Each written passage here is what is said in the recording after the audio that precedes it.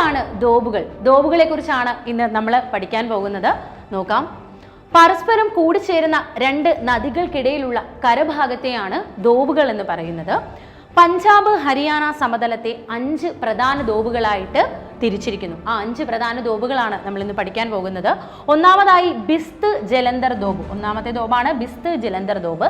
ഇത് ബിയാസ്, സത്ലജ് എന്നീ നദികൾക്കിടയിൽ സ്ഥിതി ചെയ്യുന്ന ദോബാണ്.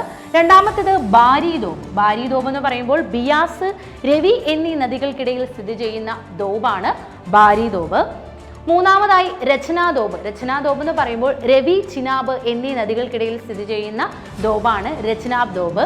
ഇനി ചാജ് ദോബ്. ചാജ് ദോബ് എന്ന് പറയുമ്പോൾ ചിനാബ്, ചലം എന്നീ നദികൾക്കിടയിൽ സ്ഥിതി ചെയ്യുന്ന ദോബാണ് ചാജ് ദോബ് എന്ന് പറയുന്നത്. അഞ്ചാമതായി സിന്ധ് സാഗർ ദോബ്.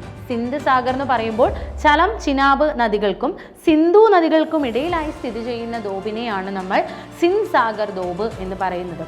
ഈ അറിവുകളെല്ലാം ഉൾക്കൊള്ളിച്ചിരിക്കുന്നത് അറിവിടത്തിലാണ്. അറിവിടം എന്ന് പറയുമ്പോൾ പാർട്ട് 2 ആണ് ഇപ്പം നിങ്ങളുടെ മുന്നിൽ കാണുന്നത്. 6ാം ക്ലാസ്, 8ാം ക്ലാസ്, 10ാം ക്ലാസ് പാഠഭാഗങ്ങളെ ഉൾക്കൊള്ളിച്ചാണ് ഈ ഒരു പുസ്തകം നിങ്ങളുടെ മുന്നിലേക്ക് വരുന്നത്. ടീച്ചേഴ്സ് ടെക്സ്റ്റിലെ fact, learning room, question bank എന്നിവയെല്ലാം ഉൾക്കൊള്ളിച്ചാണ് അറിവിടം നിങ്ങളുടെ മുന്നിലേക്ക് എത്തുന്നത്. അപ്പം അറിവിടം പർച്ചേസ് ചെയ്യാനും കൂടുതൽ വിവരങ്ങൾക്കും സ്ക്രീനിൽ കാണുന്ന നമ്പറിൽ കോൺടാക്ട് ചെയ്യാൻ മറക്കരുത്.